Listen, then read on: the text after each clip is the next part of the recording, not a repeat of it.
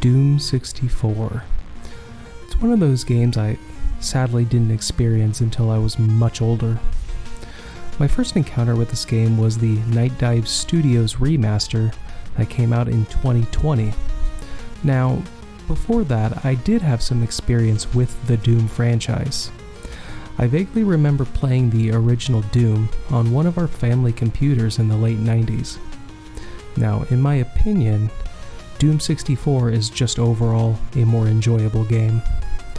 The dark and atmospheric soundtrack and its more streamlined heads-up display are just a couple of the features that I appreciate about this amazing game. The cover art of the game was equally as impressive. Simple, yet elegant. You have the infamous Doom logo with the number 64 right below it. Underneath that is a totally badass pentagram demon symbol. The case we're going to be making today is a combination of the remastered 2020 release and the original 1997 N64 version. We're going to be using my template as a base, and I already grabbed all the icons and the graphics that I'm going to need for this project ahead of time.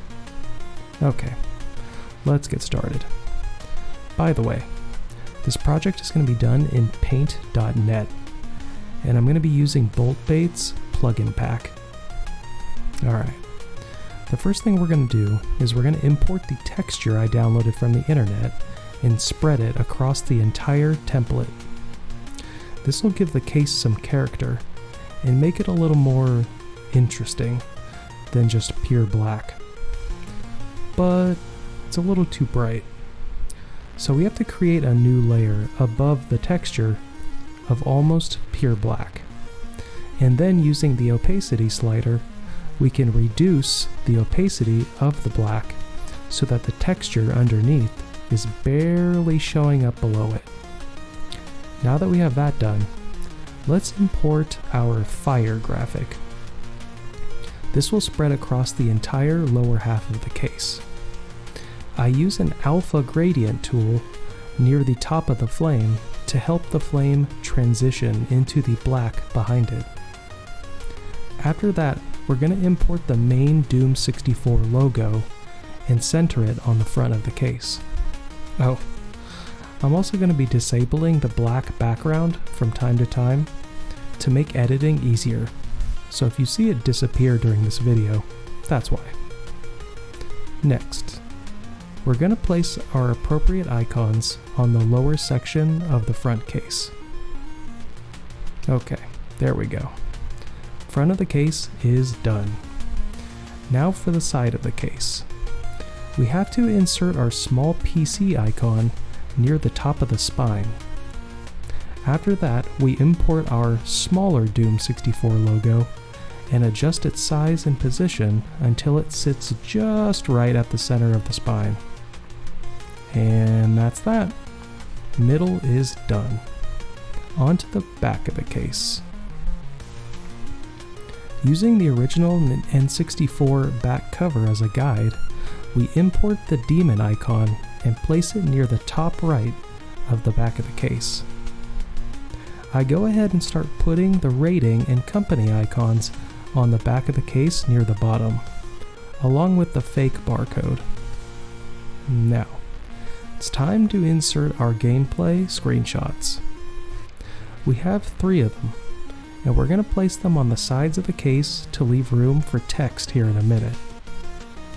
To help the picture stand out against the dark background, we draw a small gray border around each picture. Now it's time to start adding the text. We begin by typing the badass red text at the top of the case, followed by the white text below it. Oh, and I also didn't like how the icons at the bottom were barely visible with the dark background, so I went back and inverted their colors, and now they're white and they look a lot better. Alright, on to the final part of the text.